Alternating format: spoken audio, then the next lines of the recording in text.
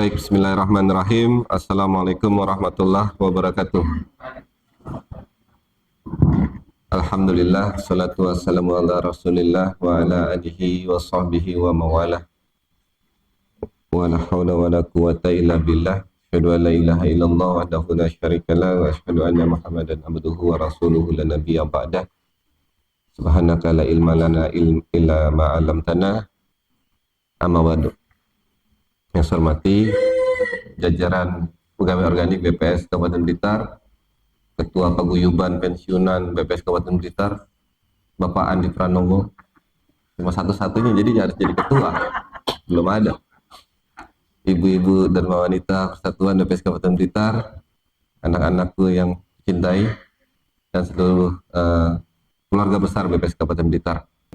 Berarti udah ke-17, dan di sisa-sisa perjuangan kita di akhir ini semoga kita lebih ngegas lagi untuk bisa bersemangat untuk memanfaatkan bulan Ramadan ini. Jangan sampai kita sia-siakan untuk menggapai janji yang Allah sudah janjikan kepada kita, yaitu diampuni dosa-dosa kita akibat dari perbuatan amal jariah yang kita akan laksanakan.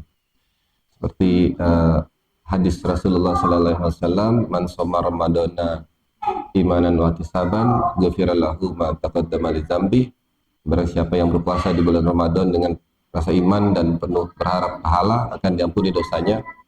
Man qoma Ramadan imanan wa ihtisaban, akan diampuni dosanya. Sekarang ada dua, yang ada puasanya, ada tarawehnya. Sekarang saya tanya, Mas Randy, tarawehnya putus nggak? Berapa kali putusnya? Nggak putus. Tarawehnya nggak putus. Kalau puasanya saya nggak tanya, kan janjinya ada man soma, barang siapa yang puasa dengan rasa iman, dan ada man koma, barang siapa yang koma Ramadan itu qiyam, ya, qiyam Ramadan itu taraweh. Puasa saya nggak tanya lah, putus berapa. Kalau tarawehnya saya tanya, putus berapa Mas Randy taraweh? Putus 2, ya Allah. Putus 2 minggu, Masya Allah. Ya, berarti tinggal ngarepin yang hadis yang pertama, man somanya. Kalau puasanya udah putus? Belum, alhamdulillah. Belum putus. Oke. Tapi kalau sama pacarnya udah putus? Sama pacarnya udah putus. Udah ganti. Ya.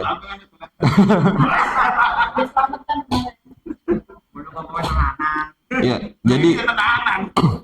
jadi yang dijanjikan diampuni dosa oleh Allah itu ada 3. Yang pertama man soma, barang siapa yang berpuasa dengan keimanan, barang siapa yang sholat malam keimanan, dan sholat Lailatul Qadar, man koma Lailatul Qadri. Jadi seperti tadi pagi ada hikmah paginya Mbak Maryamah, mana Mbak Maryamah? Iya Mbak Maryamah ya? Oh. Ada yang ingat nggak hikmah paginya Mbak Maryamah tadi, embun pagi tadi? Nggak sempat dengar? Masa? Saya sampai meneteskan air mata saya tadi. Masa? Udah pada masing-masing ngambil posisi gimana? Jadi sungguhnya setiap amalan di bulan Ramadan itu dilipat gandakan 10 sampai 700 kali lipat, gitu kan ya? Balasannya. Kecuali puasa. Puasa itu untukku, aku yang akan membalasnya. Terus sesungguhnya bau mulut orang yang berpuasa itu di sisi Allah seperti harumnya minyak kasturi. Terus orang yang berpuasa itu diberikan 2 kebahagiaan, ya, yaitu kebahagiaan pada saat berbuka dan pada saat bertemu dengan Rabb-nya.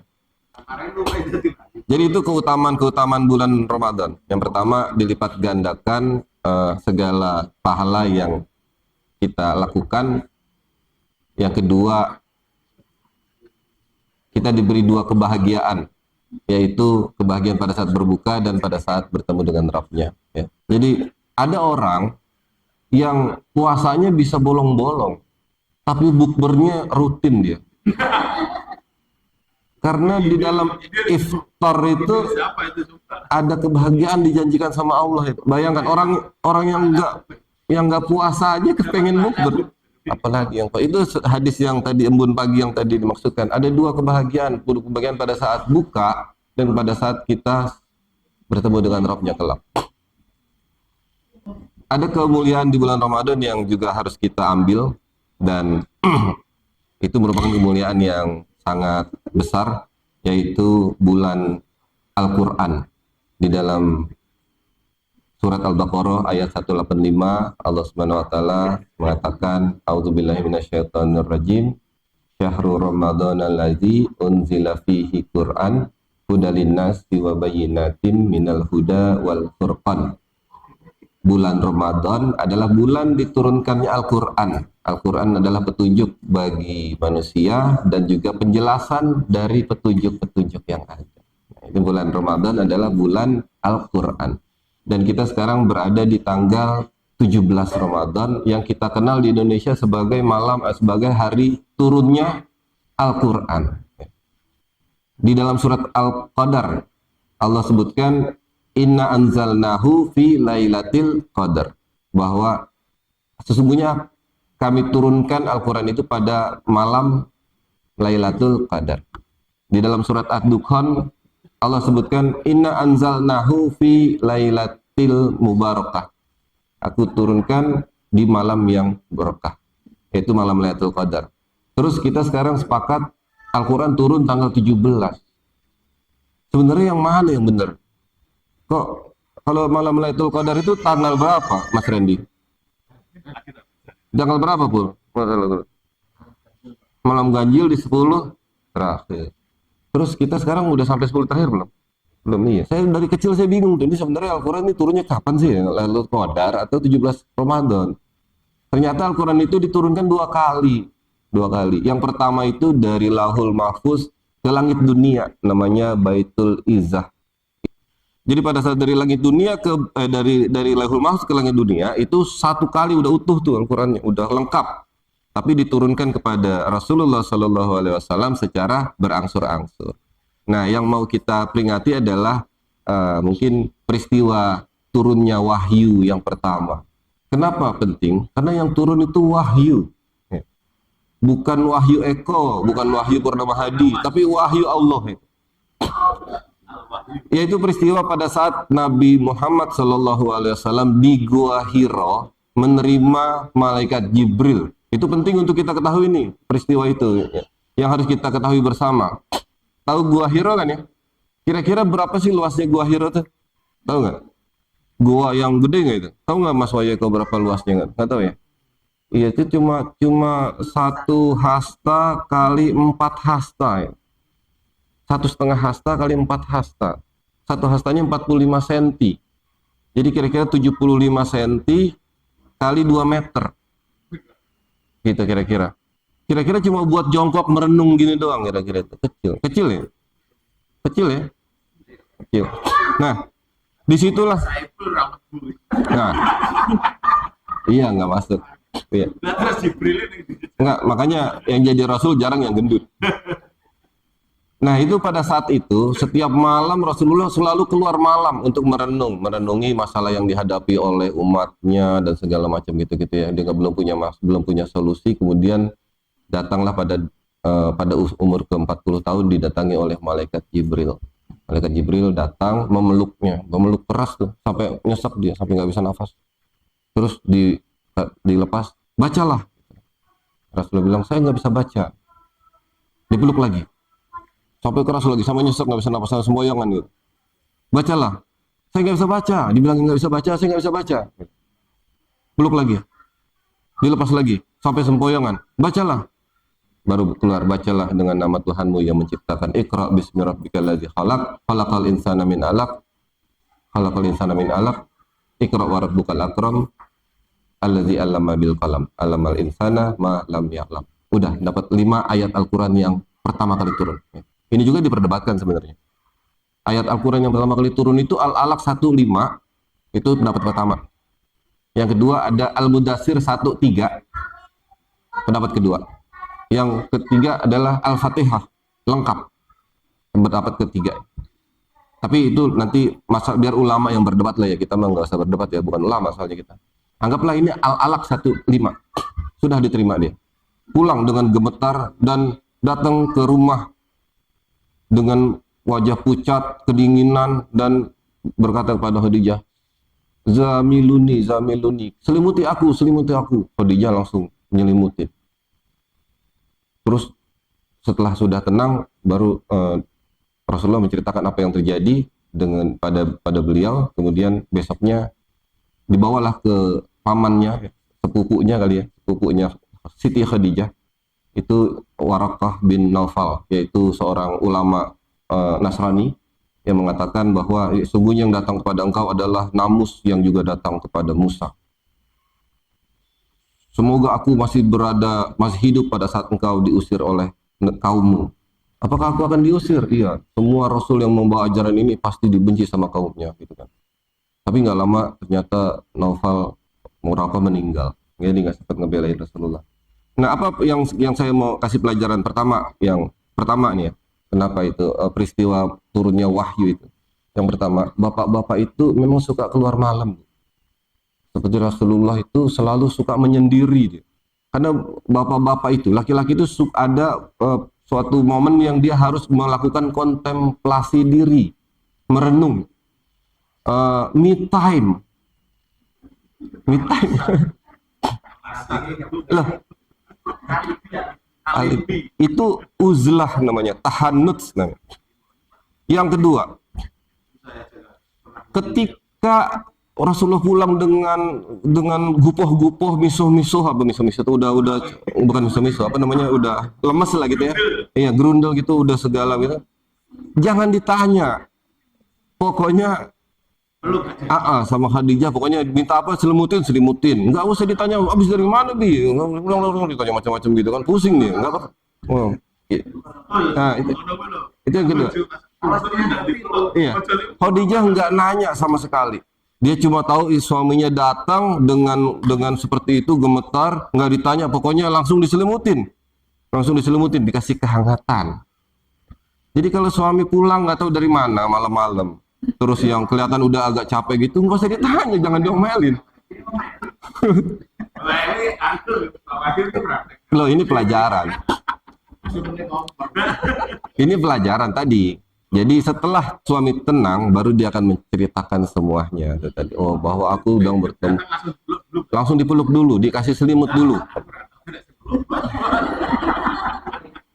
Kasihan deh lo. Itu masalah lo itu ya. Nah itu yang pada saat turunnya wahyu yang pertama. Kemudian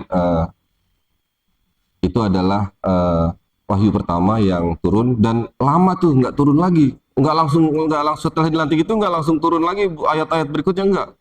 Ada 2,5 tahun sampai 3 tahun baru turun lagi, sampai kebingungan gitu. Ini sebenarnya beneran nggak sih saya dilantik nih gitu kan, mungkin ya. Sampai minta petunjuk terus sama Allah itu sampai di hari-hari berikutnya. Itu adalah peristiwa turunnya wahyu pertama. Nah, mengenai 17 Ramadan juga itu banyak perdebatan para ahli ulama ya. Ada yang tanggal 7 Ramadan, ada yang tanggal 10, ada yang tanggal 21. Tapi nggak perlu diperdebatkan ya. Kita yakini bahwa Al-Quran yang turun itu adalah kitab suci ya. Kitab suci. Jadi di dalam bocoran pertanyaan di alam kubur itu, yang pertanyaan nomor 3 kalau nggak salah, itu udah dibocorin. Man Rabbuk, siapa Tuhanmu? Man apa ya? Man Nabiyuk, ya gitu ya Mas Didi ya. Man Kitabuk gitu ya. Apa kitabmu? Yaitu Al-Quran. Setiap agama punya kitab suci gitu ya, atau kitab yang dianggap suci lah ya. Bahkan Sun Gokong aja punya kitab suci, dia mencari ke arah barat untuk mendapatkan kitab suci di India. Kaum Nasrani punya kitab suci namanya Injil gitu ya. Kaum umat Buddha punya kitab suci namanya Tripitaka. Hindu punya kitab suci namanya Weda. Konghucu punya kitab suci namanya Tao Tek Kong. Tao Tek Kong. Kayak nama makanan Tao Tek Kong. Itu Konghucu namanya Tao bukan tahu, Tao Tek Kong. Bahkan orang yang kepercayaan kepada Tuhan yang Maha Esa itu apa namanya? Kejawen itu, batinan juga punya kitab suci itu. Nah, itu. Serat Centini, Darmo Gandul gitu ya. Pokoknya itu dianggap sebagai bagian dari umat gitu ya, kitab suci. Terus kita harus yakin bahwa Al-Quran itu adalah kitab suci. Ciri dari kitab suci adalah yang pertama. Ini supaya tahu kalau kitab suci ya. Kitab dianggap suci itu kan harus tahu. Yang pertama adalah di dalamnya itu sesuai ajarannya sesuai dengan fitrah manusia. Di dalam Al-Quran tidak ada ajaran yang tidak sesuai dengan fitrah manusia. Al-Quran itu diturunkan untuk petunjuk bagi manusia untuk hidup dan menjalani penghidupan, untuk mengelola bumi dan alam sekitarnya. Kita diberikan mata, tangan, kaki, hati, dikasih tahu cara makainya. Ini loh makainya seperti ini, yaitu dengan Al-Quran. Ya, kalau kita beli kulkas itu kan harus ada user manualnya ya. User manualnya harus dibaca baik-baik. Nah, kalau tidak digunakan sesuai dengan yang diajarkan sama pabrik, biasanya itu perkakas cepat rusak. Makanya kita harus menggunakan Al-Quran sebaik mungkin untuk hidup kita, gitu ya. Dan tidak ada ajaran yang tidak sesuai dengan fitrah, ya kan? Kalau fitrahnya laki-laki suka sama perempuan, ya. Mas Randy suka perempuan? Enggak, suka laki-laki? Wah, ada kelainan. Ada kelainan. Ini pasti ada kelainan. Ada pasti diperiksa. Pak Dadang suka perempuan? Masih suka. Ya, makanya suka Bu Dadang itu kan ya. Nah, makanya ibu-ibu juga suka laki-laki. Makanya Allah berikan jalan untuk jalan itu, yaitu caranya adalah dengan menikah, gitu ya. Jadi nggak ada ajaran Islam yang menyuruh misalnya tidak boleh menikah. Untuk mendekatkan diri kepada Allah maka kita tidak usah menikah. Menikah hanya merusak pikiran, misalnya gitu, nggak ada. Ya. Saya rasa kalau seperti itu banyak ustadz yang mengundurkan diri. Nah itulah. Nah itu salah satu contoh. Contoh bahwa tidak ada ajaran Islam yang keluar dari fitrah manusia. Puasa contohnya. Di dalam Islam itu puasa ada bukanya, ada sahurnya.